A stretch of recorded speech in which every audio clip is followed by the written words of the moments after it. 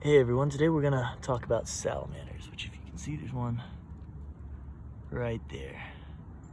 And that's actually a slimy salamander, and I'll drop the Latin name below. So, as far as handling these guys goes, it's pretty much best not to, unless you have a good reason to, like moving it from danger when you're cutting trails or something. Or educational purposes.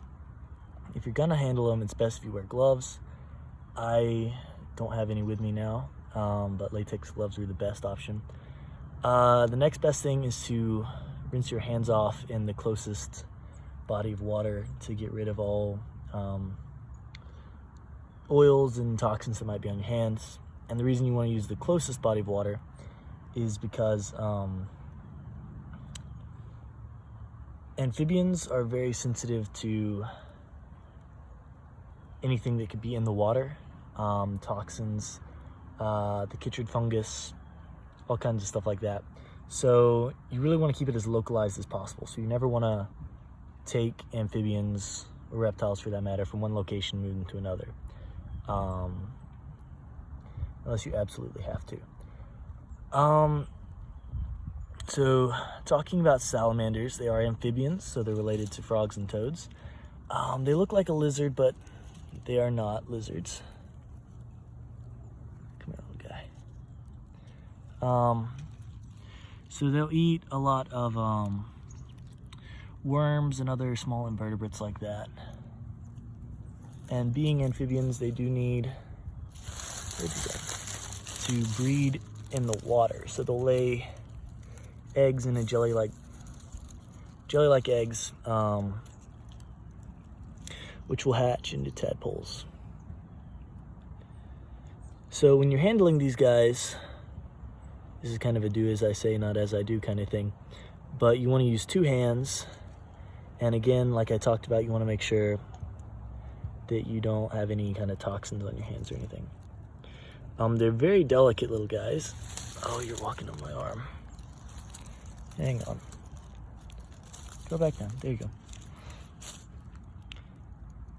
So yeah, you want to be very careful with them. There are, I'm not quite sure how many species. I'll drop it down in the description. But North Carolina, which is where I live, actually has the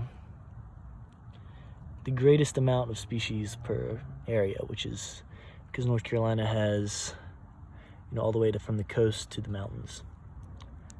And this species of salamander, the slimy salamander, there's actually quite a few subspecies of it. But this one, I believe, is a coastal plains slimy salamander, perhaps, or Atlantic coast. But yeah, so that's this guy. His habitat, stuff like this. They really like hardwood forests, but I've seen him in pine as well. But he was under this log, which I just moved to find him. So putting them back under a log, once you flip it over, you pretty much have to move the salamander to put the log back. You can't just put the log back on top of the salamander, because that tends to result in getting a squished salamander. So we can get you stay right there for a second.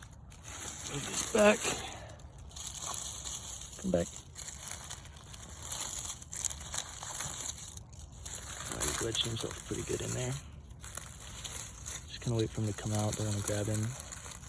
Just gonna scoop him up from underneath. All right. So now I've moved his log back. I'll set him down. Get the log a little closer to where it was. And we'll let him go on his merry way.